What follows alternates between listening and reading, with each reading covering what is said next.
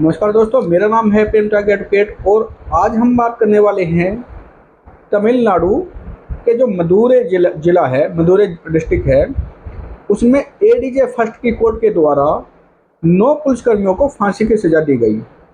और ये फांसी की सज़ा अभी हाल ही में 23 मार्च 2026 को दी गई थी।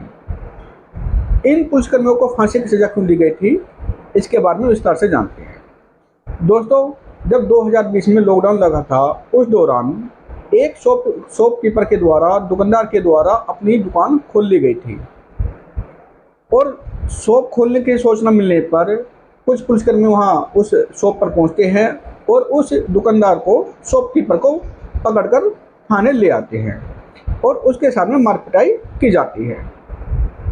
जब उस शॉपकीपर के बेटे को अपने पिता की अरेस्टिंग के बारे में पता चलता है तो वो थाने पर जाता है और उन पुलिस वालों के साथ में बहसबाजी करने लगता है। उस शॉपकीपर के बेटे और जो पुलिसकर्मी थे उनके बीच में आपस में बहसबाजी होने लगती है, आर्गुमेंट होती है। तो पुलिसकर्मियों के द्वारा जो शॉपकीपर था उसके सामने पहले से ही इतनी मारपीट की गई थी तो वो खून से लथपथ हो गया था और पुलिसकर्मियों के द्वारा जो उस शॉपकीपर का बेटा था उससे उस खून को साफ कराया जाता है और एक अन्य मामले में फर्जी मामला बनाकर उस जो शॉपकीपर था उसके बेटे के साथ में भी अत्यधिक मारपीट की जाती है। यानी कि आप कह सकते हो पिता और बेटे को थर्ड डिग्री दी जाती है और पुलिसकर्मियों के द्वारा दी गई थर्ड डिग्री इतनी अत्यधिक थी कि उन दोनों बाप बेटे की मृत्यु हो जाती है, डेथ हो जाती है। जब ऐसी सूचना मिलती है पब्लिक को तो वहाँ पर हंगामा होता है, बहुत अधिक पूरे देश में आक्रोश होता है। तो जब ऐसी सूचना मीडिया में या अन्य किसी भी प्रकार से कोर्ट के पास में, हाई कोर्ट के जो मद्रास हाई कोर्ट है वहाँ पर मिल जाती है, तो मद्रास हाई कोर्ट ने स्यू मोटो लेकर, स्वतः संज्ञान लेकर इस मामले को राज्य सरकार के अधीन सीबीआई को सौंप दी। सीबीआई के द्वारा चार्जशीट पेश की जाती है और उस चार्जशीट में उस थाने के 9 पुलिसकर्मियों को आरोपी बनाया जाता है।